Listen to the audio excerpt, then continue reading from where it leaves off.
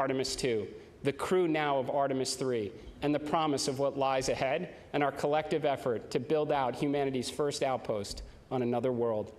So to the Artemis 3 crew, we wish you Godspeed on the journey ahead. You carry the fire of exploration from generations past, the confidence of this agency and the support of this nation, and the dreams of millions who will be cheering you on, knowing that what others believe to be impossible happens to be what we do best here at NASA. So ladies and gentlemen, welcome to the Artemis generation. And now I'll turn it over to Jeremy Parsons for an Artemis 3 update.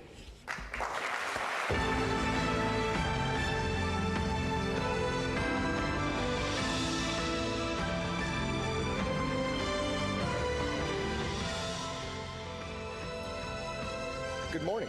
It's great to be here with you and to be part of the excitement as we progress forward towards Artemis 3 and our future missions to the lunar surface. Since adding the Artemis 3 test flight before our first crewed moon landing, our team is focused on developing the mission to test about as much as we can how we operate with our commercial partners across systems, teams, software, and hardware in the entirely difficult environment of space. We want to do this in Earth's orbit before we return to the moon and establish an enduring presence there. We demonstrated to the world during Artemis 2 that we can fly our astronauts around the moon and bring them home safely. The mission gave us insight into performance across all of our systems, how our teams operate together with crew in the deep space environment, thousands of miles from home. That is why we do test flights. We learned. We found things we needed to improve, and our teams are already hard at work solving those issues to make Orion even more capable. Across the Artemis 2 campaign, one of the biggest things we demonstrated is that testing like we fly puts us in the best position for success. Artemis 3 is an opportunity to take those lessons and apply them. It enables us to test in space how we will fly on future missions. As the first crewed Artemis mission with commercial spacecraft, this test flight will enable us to prove we can carry out highly choreographed operations with our partners across hardware, interfaces, software, propulsion systems, and life support elements, with crew in the high-stakes space environment. Are we able to launch in sequence with our partners across multiple launch pads and meet up at precise points in space? How do our spacecraft designed and built across NASA and different partners operate together in an integrated way in an unforgiving environment? We will learn how to fly these new spacecraft with new software, new life support systems. Every aspect of Artemis 3 will give us insight into how to refine our plans for Artemis 4 and beyond and buy down risk. The mission, together with the uncrewed lander demonstrations to the moon, is specifically designed and targeted to the most significant risk for a lunar landing. We have many partners involved in making Artemis 3 successful, and while we recognize there are questions about how Blue Origin's recent anomaly impacts our plans, setbacks are a learning opportunity. We are confident that New Glenn will be ready for Artemis 3, together with Blue Origin, but NASA is stepping in and bringing all of our expertise and capabilities to bear. We are working hand in hand with them to meet our commitments to return our nation to the moon. Let me assure you, NASA is taking an active role with all of our partners, contractors, and vendors to help solve the problems that are here today and ensure the right outcomes are achieved. These companies have unparalleled access not only to our agency experts, but also to our test facilities, launch support, technology development at all of the NASA centers across the country. Fundamentally, our approach to Artemis 3 will remain the same. We will use this mission to reduce risk for our future crewed moon missions with lander test articles from both Blue Origin and SpaceX to ensure we will beat China back to the moon. So we've talked about accelerating the Artemis cadence, and so I wanted to share with you a little about how the pieces of Artemis 3 are coming together. Our partners are making great progress in lander development. SpaceX's recent flight of its version 3 Starship demonstrated key aspects of their architecture and lander designs, and they are already applying those lessons to their next flight test. Blue Origin's Mark 1 lander recently completed vacuum testing here at Johnson Space Center. We have a training cabin that's been set up. Astronauts are actively working through that training. The Orion Crew Module and its European-built service module are on track to be integrated together this summer, including the new docking system, which will fly for the first time on Artemis 3.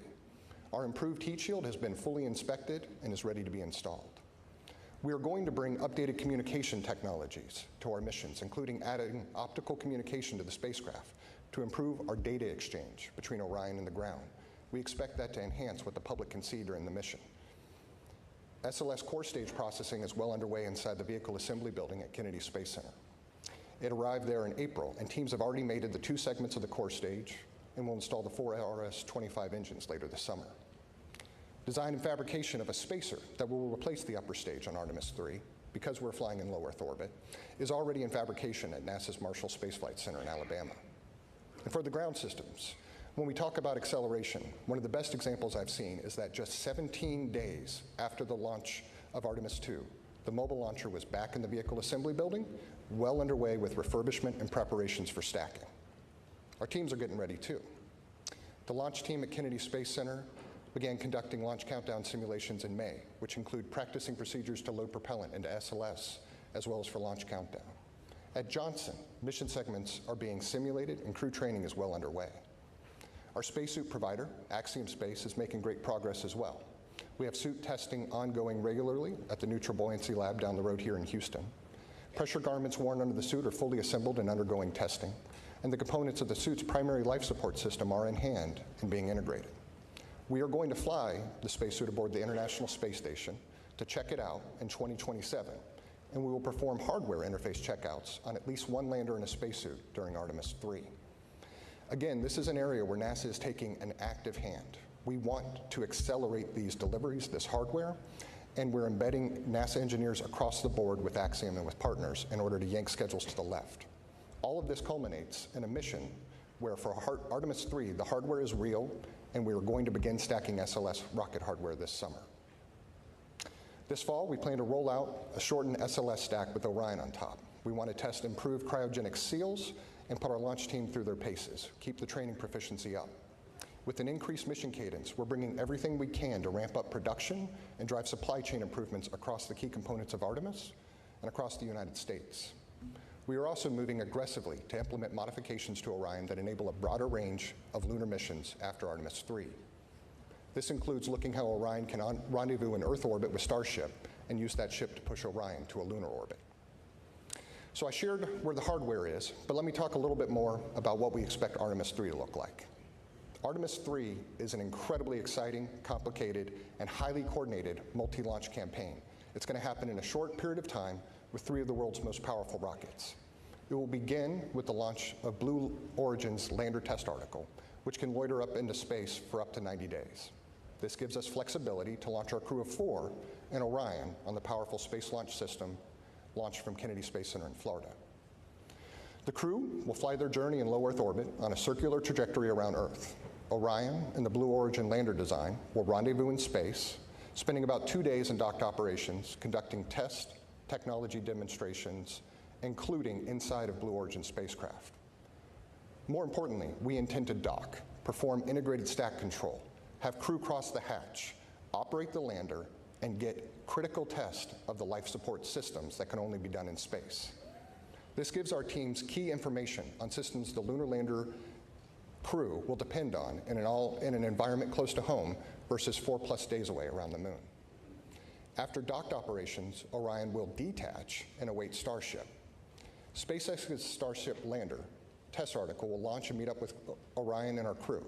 Orion and Starship will dock, be connected together for about a day before the crew transitions to preparations for returning home, splashing down in the Pacific Ocean to a waiting recovery team made up of the US Navy and NASA. In total, we expect the mission to last around 2 weeks. This mission is deliberately designed to take calculated risks so that future crews will be safer and ultimately successful when we put boots on the lunar surface. The complexity of our integrated operations across multiple launches, spacecraft, rendezvous, docking is greater in many ways than Artemis 2. NASA, together with our partners, thrives in these challenging situations. Each of us are coming together for success. Human spaceflight is not for those who want to chart an easy course, but every decision we make about Artemis 3 will be informed about how it can help us ensure our mission success for the lunar surface. Artemis 2 reminded the world what we can do when we move together with clarity, discipline, and shared purpose. What the world saw was a successful mission. What we saw behind the scenes was years of coordination, planning, testing, problem solving, and collaboration with industry partners and government organizations. We are going to apply that same focus for Artemis 3, and our teams are ready. To our crew, thank you for taking on this responsibility to train and fly for Artemis 3. You have our commitment that we will do everything possible to keep you safe as you enable us to push the boundaries of space exploration. I'll now turn things over to John Caloris of Blue Origin.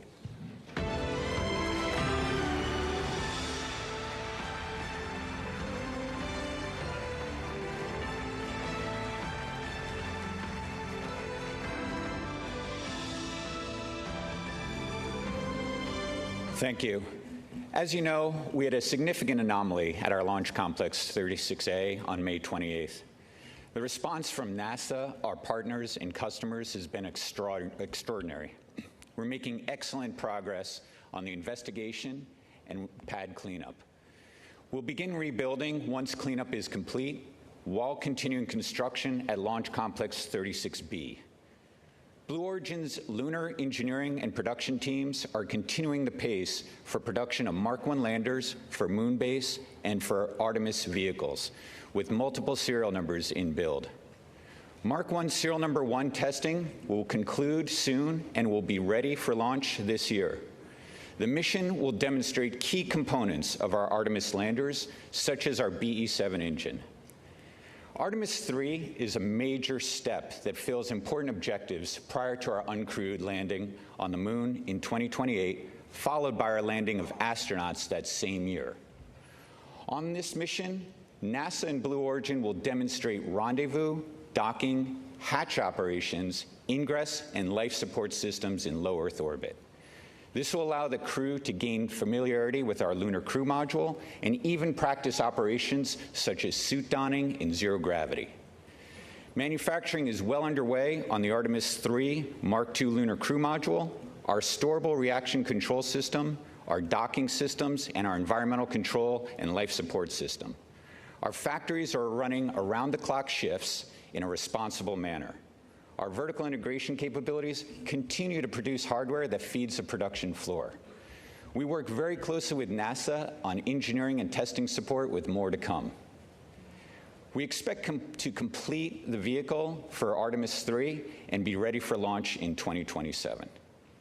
Blue Origin is very motivated to be part of the journey of returning humans to the moon. We've redoubled our efforts and are moving forward. I'm thrilled that we're just moments away from announcing NASA's Artemis 3 crew.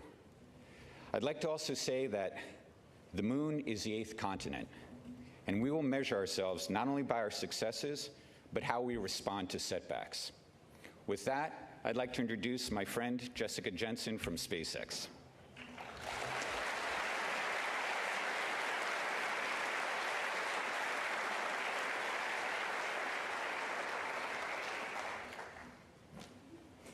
Good morning, everyone. I'm Jessica Jensen, and on behalf of SpaceX, I want to first say early congratulations to the astronauts who will get to fly on this awesome mission next year. And thank you for the critical role you're about to play in pushing humanity forward. I also want to say that SpaceX is incredibly honored, as always, to continue to be a part of NASA's most critical missions as we all work together to establish a permanent human presence on the moon. I'm here today to give an update on Starship's development towards Artemis 3 and Artemis 4. We've made substantial progress towards developing Starship and preparing for the NASA HLS missions. We just flew our 12th flight test and successfully debuted version 3, or V3, of the Starship and Super Heavy booster, along with the new Raptor 3 engines and a new launch pad, all of which were developed through years of ground and flight testing. We are currently building several ships and boosters in parallel at Starbase, and we are actively building out 3 more Starship launch pads in Florida and Texas. We believe this, combined with full reusability, is going to lead to unprecedented launch rates and achieving aircraft-like operations, which has always been our goal. The V3 design of Starship is planned to be the vehicle for propellant transfer, our uncrewed missions to the moon, and for the HLS crewed lunar landing. Our HLS design and operations leverage years of proven experience from our NASA crew and cargo missions to the space station, from our high flight rate on Falcon 9, which is currently once every 2.5 days, and from reusability of Falcon fairings and boosters. Additionally, the docking hardware we're using for HLS is nearly identical to what we use currently on Dragon, and many of the rendezvous and proximity sensors that we're going to use for prop transfer and HLS have been flying on Dragon missions for many years. We're also actively building our first flight fidelity Starship HLS cabin at Starbase. The primary structure is assembled and prepared to be outfitted with key functional systems like avionics, power, life support systems, and more to come in the next few months. Later this year, we are targeting our in-space ship-to-ship propellant transfer demonstration. This is a core technology that will enable Starship to land humans and massive amounts of cargo on the moon. Then next year, we'll support Artemis 3 and the planned rendezvous and docking with Orion in low Earth orbit. For that mission, we're going to be using a V3 vehicle off the line with an added docking adapter.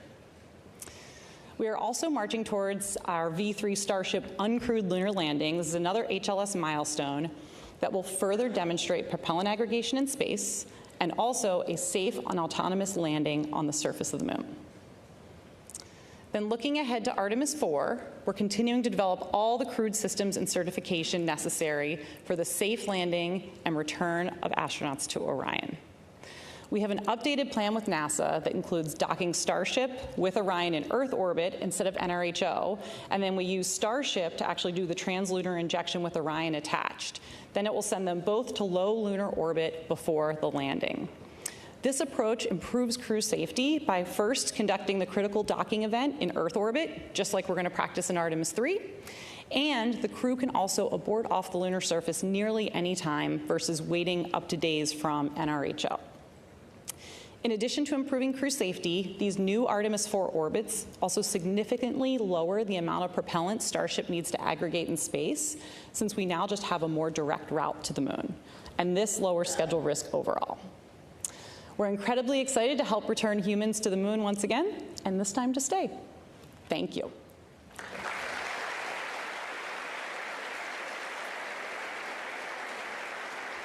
And now, I will turn it over to Dr. Nikki Fox, head of NASA Science, and she is going to talk about Artemis 3 science.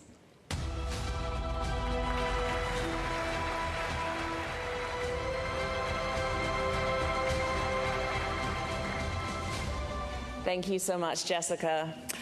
Well, while Artemis 2 was all about moon joy, Artemis 3 will be all about Earth joy.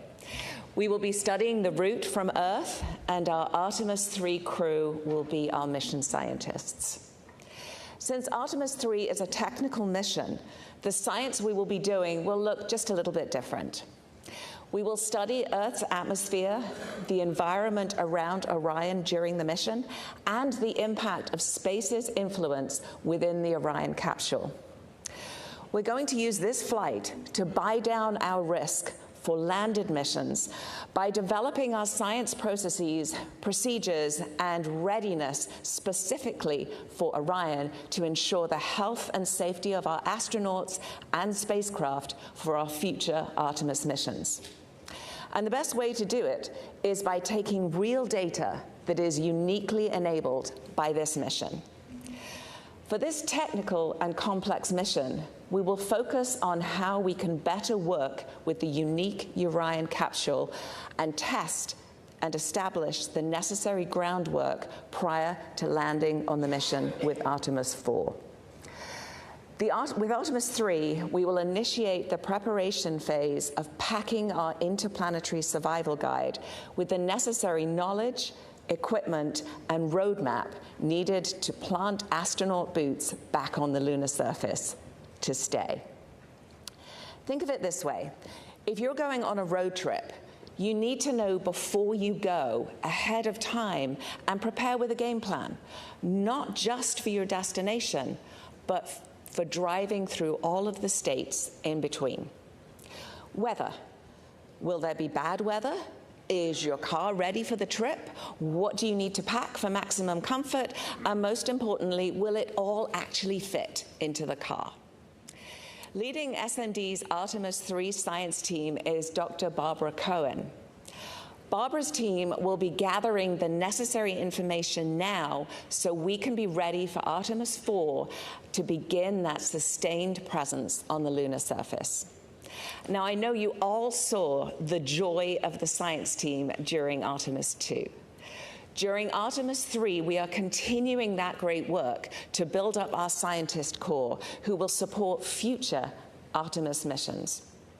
By nailing down our processes now, we will be ready to hit the lunar surface running, saving time and space on Orion, and above all, squeezing out every drop of the critical science opportunities we have before us to make future missions a success. They will be collecting unique science that cannot be done elsewhere. Now, one way we'll be doing this is we'll be doing an observation campaign of the dynamic phenomena on the Earth, on our sun, and around the environment in space from Orion by using the processes that we developed for Artemis II.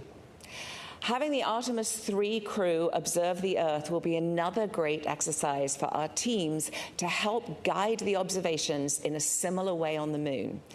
These methods were adapted from the crew Earth observations proven already aboard the International Space Station. We will be focused particularly on understanding our Earth's atmosphere and the space environment in and around Orion through their observations.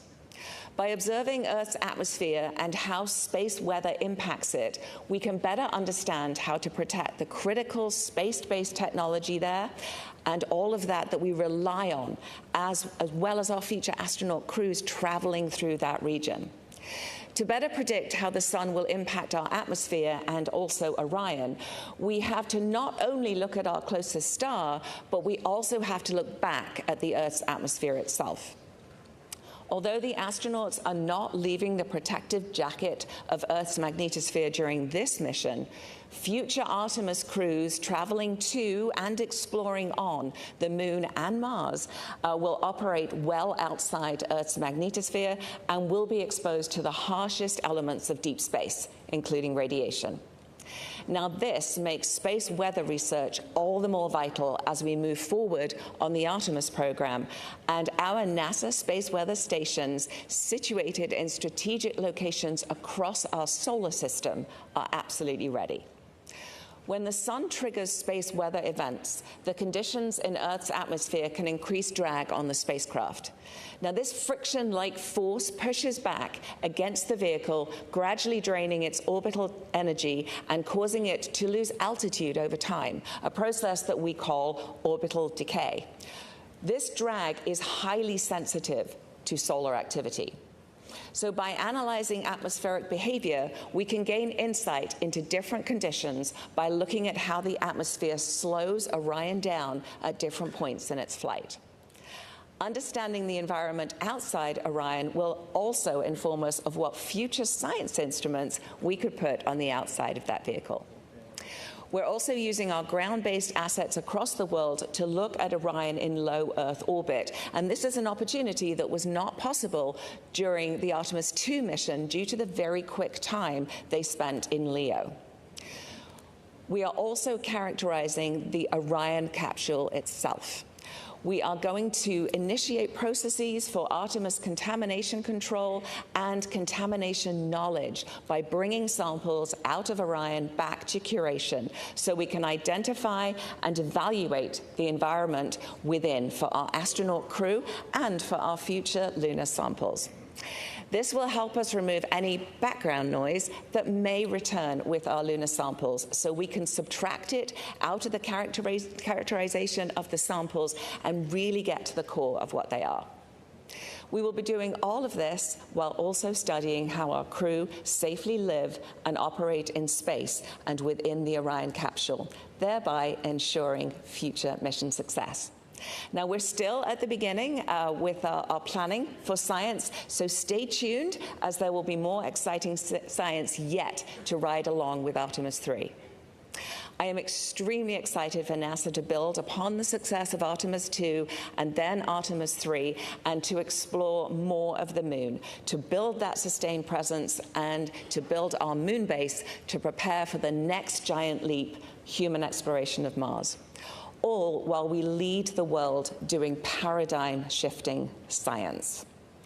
At NASA, science enables exploration, and exploration enables science. And NASA Science is honored to take our part in the Artemis generation. And with that, I am delighted to hand it back to Administrator Isaacman.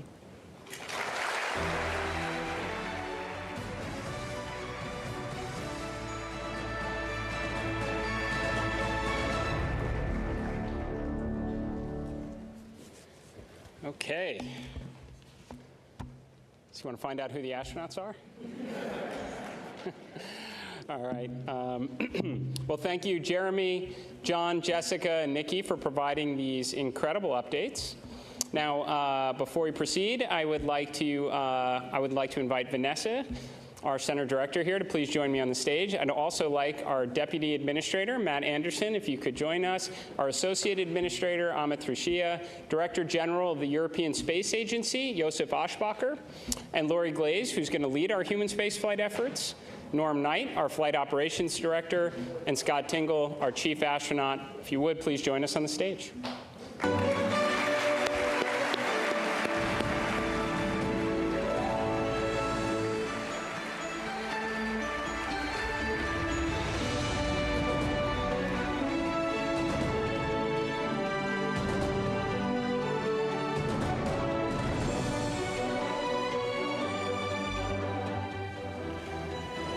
Now, alongside the prime crew, we have a backup crew member who will train shoulder to shoulder with them to ensure mission readiness and continuity. Test pilot, Air Force colonel, and former SpaceX Crew 4 pilot stands ready to join the team if necessary, Artemis 3 backup crew member, Bob Hines.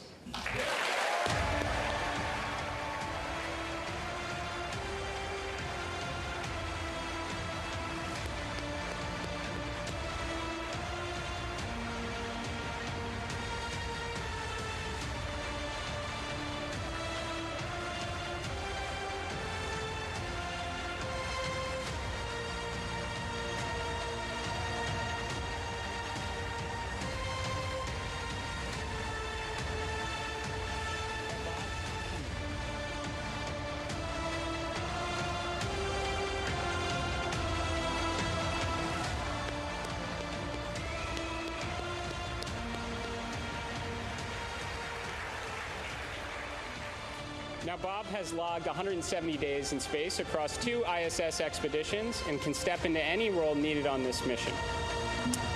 Now, moving on to our mission specialist for Artemis 3, test engineer and Coast Guard Reserve Commander, making his first space flight, mission specialist Andre Douglas.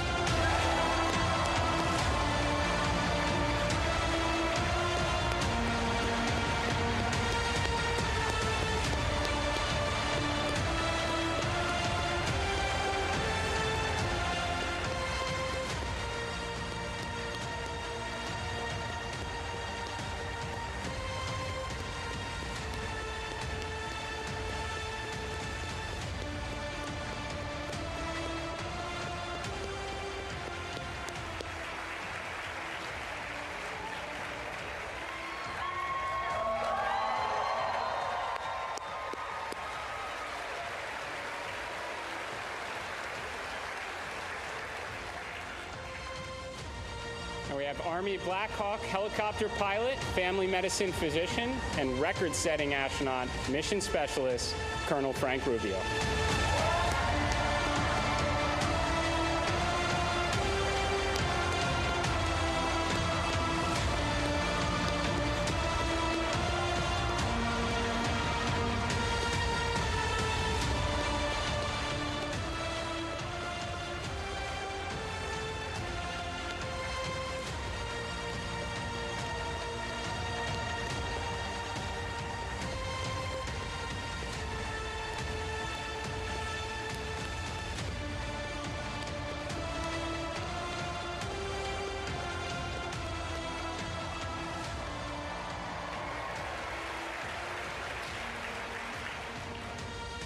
Now on to our pilot, 2-time flyer, ESA astronaut, the first Italian space station commander, an Italian Air Force colonel and test pilot, Luca Parmitano.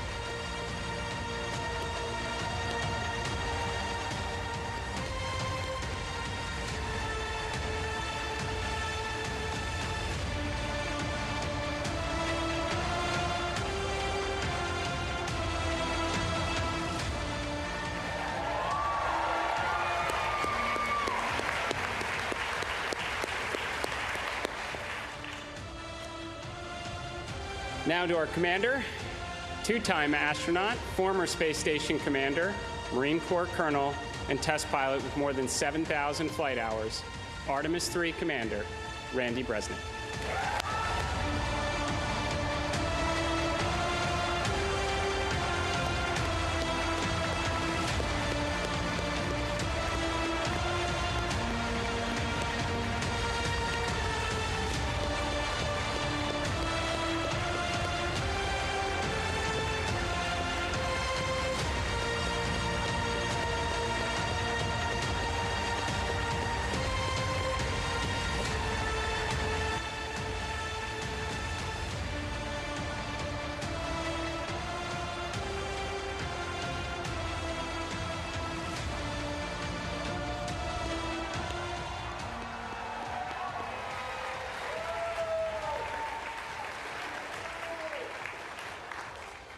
All right, let's give it one more round of applause for your Artemis III prime crew.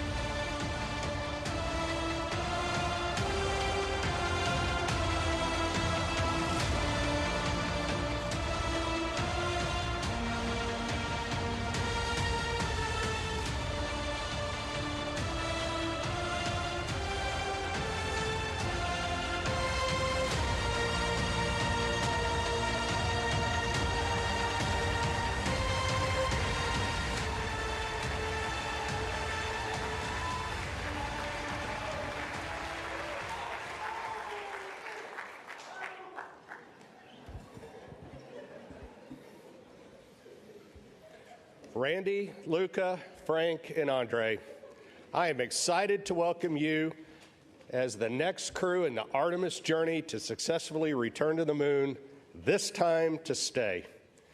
This mission will be one of the most complex that NASA has undertaken, and we are counting on your courage and your dedication in fulfilling this critical role.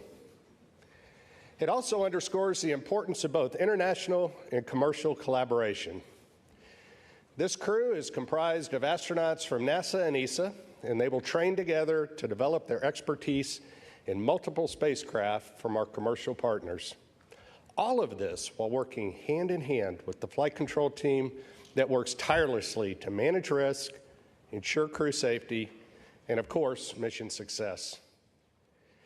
This multifaceted integration demonstrates that we will go farther faster when we go together. As the Director of Flight Operations, I have the opportunity to get to know every astronaut as well as many of the team members that support our missions and other critical integral roles. These integrated teams are the backbone of the mission, working as a single entity to accomplish the mission objectives while aligning to crew and vehicle safety. I would also like to thank the families of our astronauts and those of our team members who provide the support that allow us to accomplish these ambitious goals for our country and humanity. To simply say, I am encouraged, I'm inspired, and I'm filled with hope when I think of this mission and the teams associated with it. To the Artemis III crew, each of you possess a unique background, and your vast experience and unwavering dedication to NASA's mission enables you to help make us and take this next great step in space exploration. I am proud to work alongside you as we make our mark on history. This mission begins now, and it will conclude with your safe return to Houston, where you will be reunited with your families. Now, I'm honored to turn it over to Mission Specialist Andre Douglas.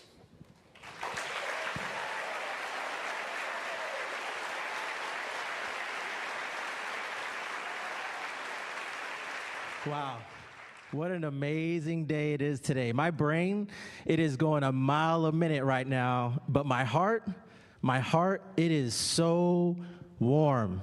It is so full.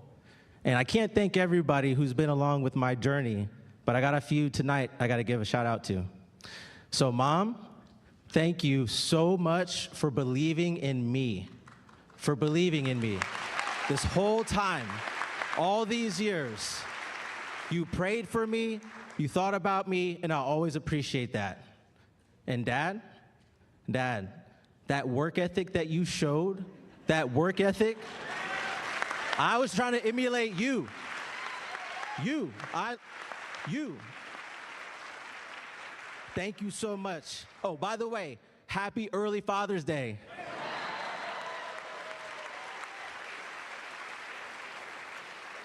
And to Rachel, my lovely wife, thank you, babe.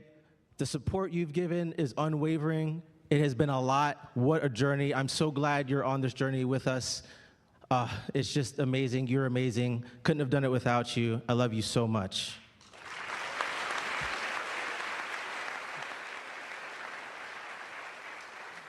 And to my boys, if you put in the hard work and you think big, you can do just about anything you want to do. Surround yourself with good people. You can do this. You can do whatever you want. You just got to try hard. All right? So, I don't have enough time to go through everybody out there, but we really appreciate you guys supporting us. This mission is going to be fantastic. What an excellent crew. Very proud to serve with these gentlemen. Very fine crew. And go Artemis, go NASA.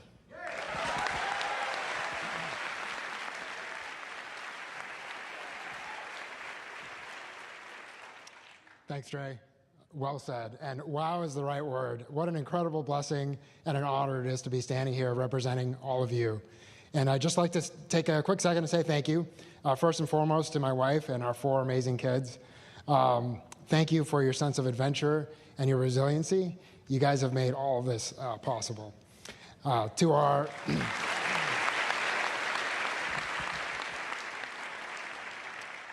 To our community of friends and family who've always been there when we most needed them, we've called upon them many times and they've always stepped up. So thank you guys. You know who you are. And then last but absolutely not least is to the NASA team, NASA community, to our leadership, to our engineers, our flight controllers, our flight directors. You guys are the ones that make this happen. So thank you. And last, but definitely not least, is to our peers, CB, and all the support staff that we have. We look forward to representing you guys and to helping take the next step so that we can watch you guys continue to make history. So thank you, and go Artemis 3.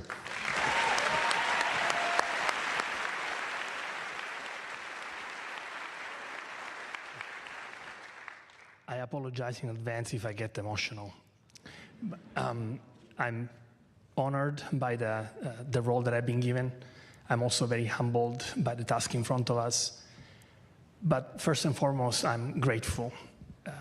There are many parts that need to come together for a space launch. And you need a launch pad. And for me, that launch pad is my country, Italy, its education system, the Italian Air Force that gave me the professional tools to bring me here today, the Italian Space Agency that gave me the first flight to put those skills to proof, and for that I'm very grateful. The European Space Agency is like a launch tower, connecting these two worlds, building bridges.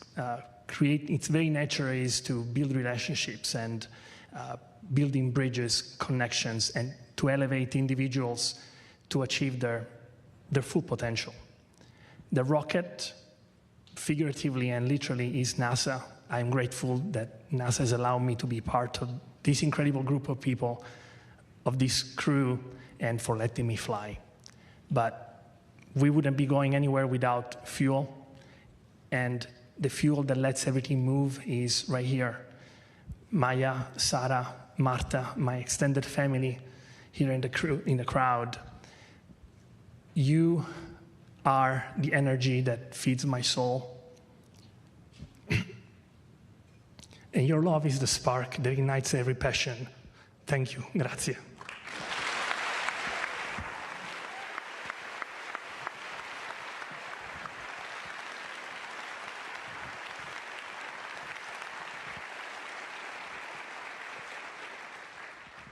I'll echo the amazing words of my colleagues. Wow. It is an honor and a blessing to be a part of such a stellar crew. I must also say thanks to our spouses and our families. Without their support and sacrifice, we would not be standing up here before you right now. To my wife, Rebecca, you're the love of my life, my rock, thank you. And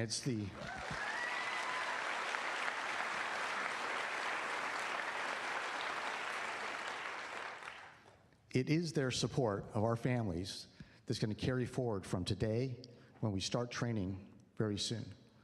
Carry us all the way to when we launch off Earth until we are returned to them safely after splashdown back here on planet Earth. Would also like to thank the Astronaut Office leadership, Flight Operations Directorate, and the NASA Johnson Space Center leadership for the opportunity to represent the astronaut corps and every single person in NASA, ESA, our industry partners, our international partners, whose blood, sweat, and tears, okay, hopefully not blood, and very few tears, but their collective effort will lift all of us up on that SLS rocket when we hit launch day and carry us through the mission. We'd also like to thank NASA leadership and our ESA leadership for the opportunity to represent all of humanity from this spaceship Earth that we will carry forward into the Artemis, as we execute this Artemis mission, extending human spaceflight into the future and exploring the cosmos. Now, spaceflight is hard, and that's why the most important Artemis mission will always be the next Artemis mission, where we are doing flight tests on every single flight, incrementally determining the flight envelope, expanding it, proving out capabilities, and making the operational procedures that we have more and more precise. Because every single mission we will do after this will be more challenging and more complex.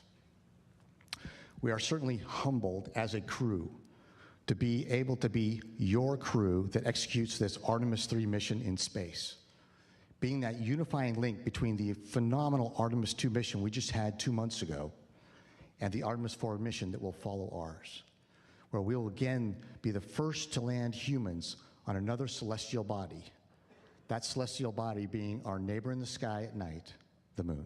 Thank you.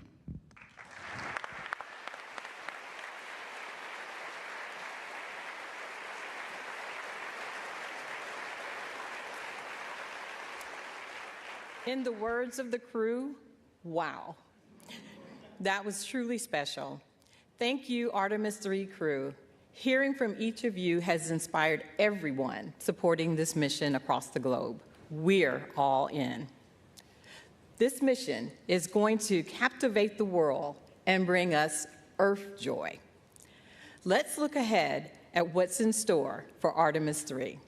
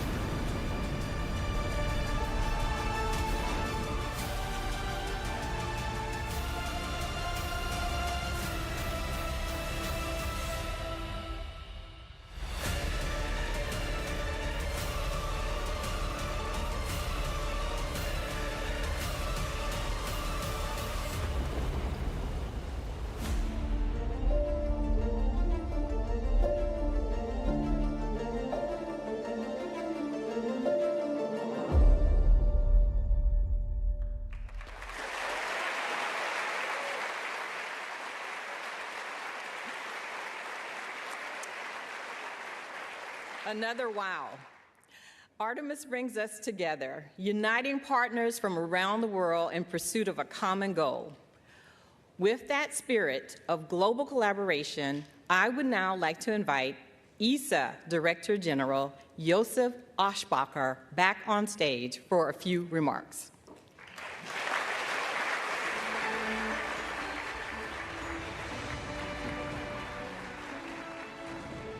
Wow, what an atmosphere, what a moment. Ladies and gentlemen, days like this do not come often, when history is not something we remember, but something we are about to make. Just weeks ago, at NASA's Kennedy Space Center in Florida, I had the privilege of witnessing the launch of Artemis II. It was an unforgettable moment. Artemis III will be a different mission, but no less remarkable. Before anyone sets foot on the moon, someone has to make that possible. That responsibility now rests first and foremost with NASA, but also with the crew we are honoring today. The crew will test what has never been tested at this level. You will take a system of extraordinary complexity and make it work as one. In many ways, you are unlocking the lunar landing itself. And for us at ESA, there is real pride in knowing that alongside the NASA commander, a European astronaut will also be at the controls of this mission. ESA and NASA do more than cooperate. We build dreams and spacecraft together. The European Service Module carries Orion forward into orbit to the moon.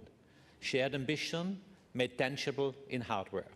And on Artemis III, our partnership is in the capsule as well.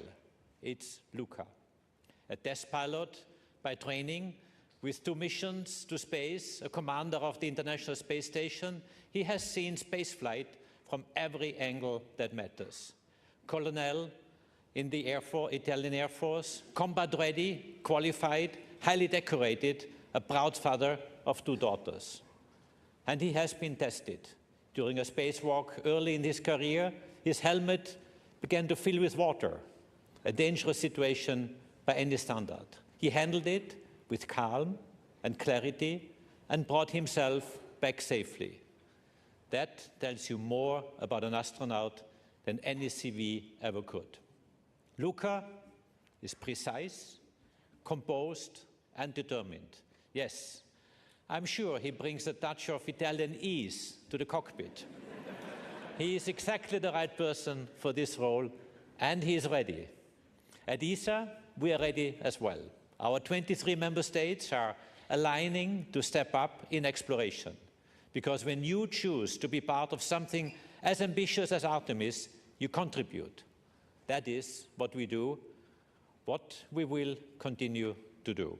But today is not about programs. It is about people, those who once went to the moon and those now preparing to return.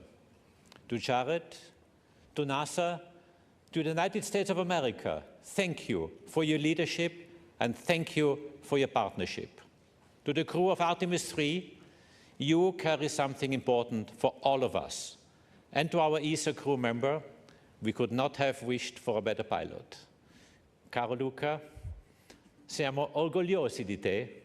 Buon volo. Thank you all.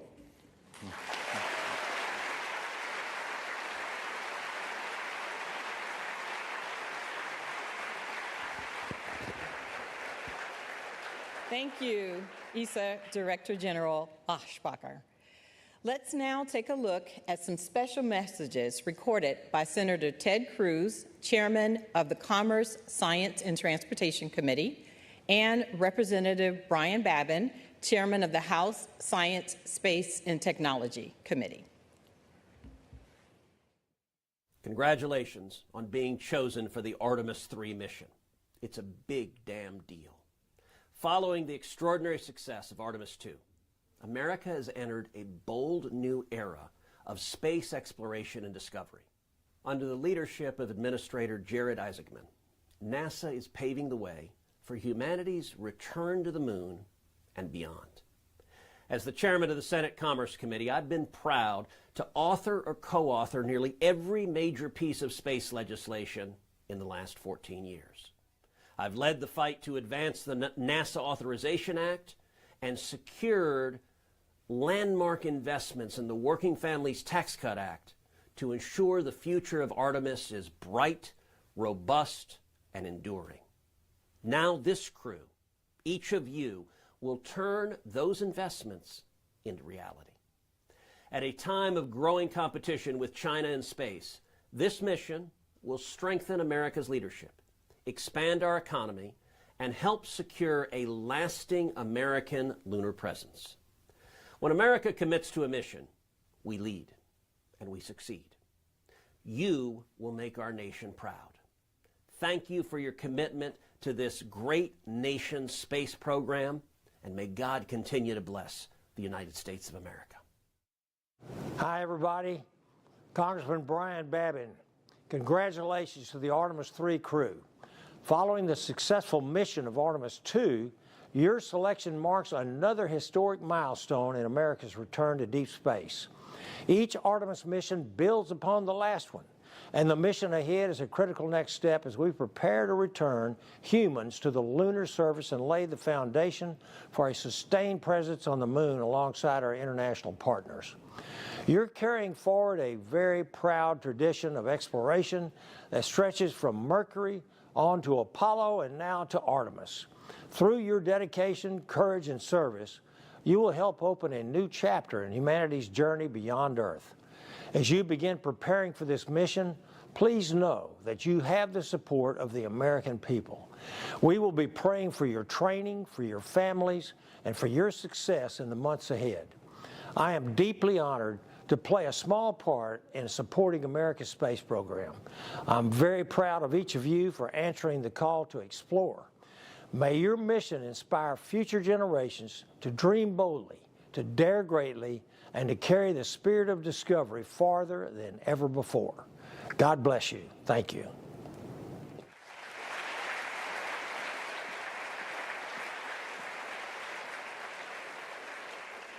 The story of human space exploration continues to inspire, and the momentum carries forward as the spotlight turns to the remarkable crew assembled here today.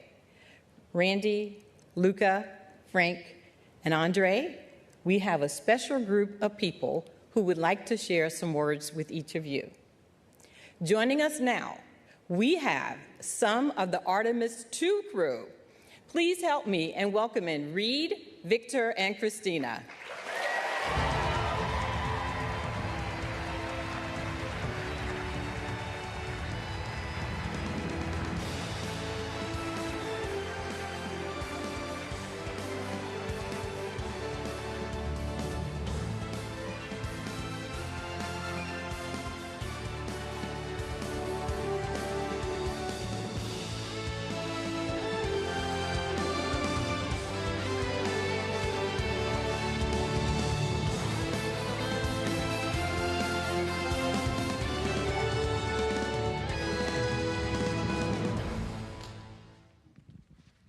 All right, comrade Randy, Luca, Frank, our backup, Andre, Douglas. So good to see your family out there. So good to see all the families. On behalf of myself, Christina, Victor, and we all know Jeremy wishes he was going to be here today, that he could be here. We just want to say how completely fired up we are for you. I hope you saw us down there cheering, screaming as loud as we could. And Randy, in your comments, I really loved when you said that you all are the link from to the surface. And that really resonated with me. And you guys know, because you work in the office, we've been carrying these batons around for way too long. And so with that, the Artemis 2 crew, comrade, hands you the baton. You got the controls.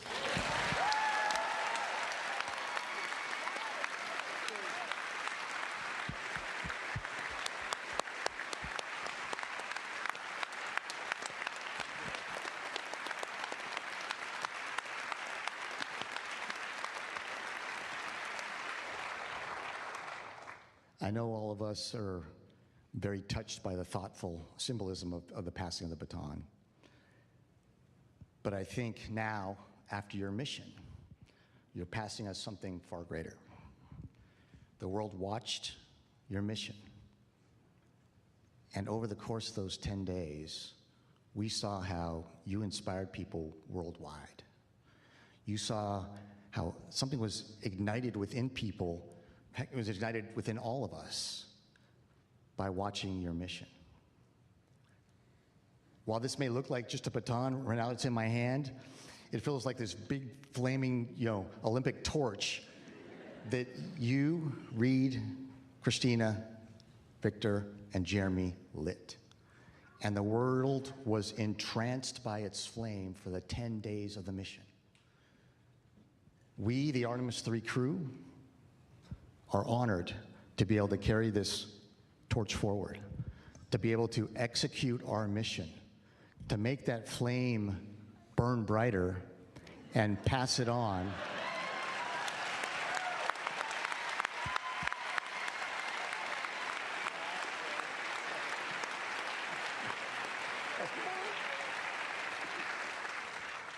And be able to pass that flame on to the next crew that's out here. And so it is our distinct honor and privilege, and echoing the immortal words of Apollo 11's Michael Collins, to be carrying the fire through the next Artemis mission. Thank you.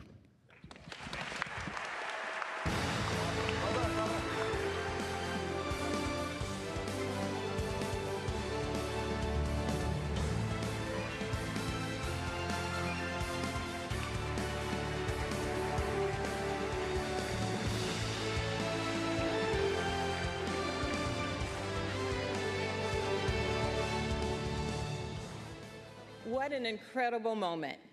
As we wrap up today's announcement, I'd like to thank our amazing speakers and our esteemed guests, and most of all, our Artemis III crew, Randy, Luca, Frank, and Andre.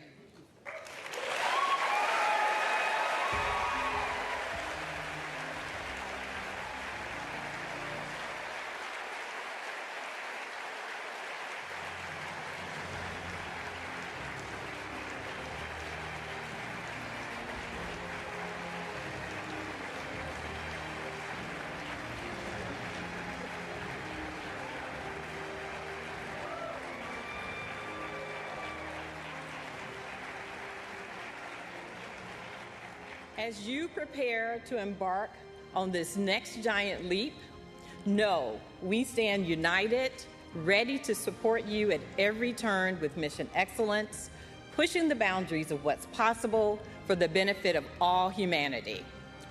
Let's give one final round of applause for our crew.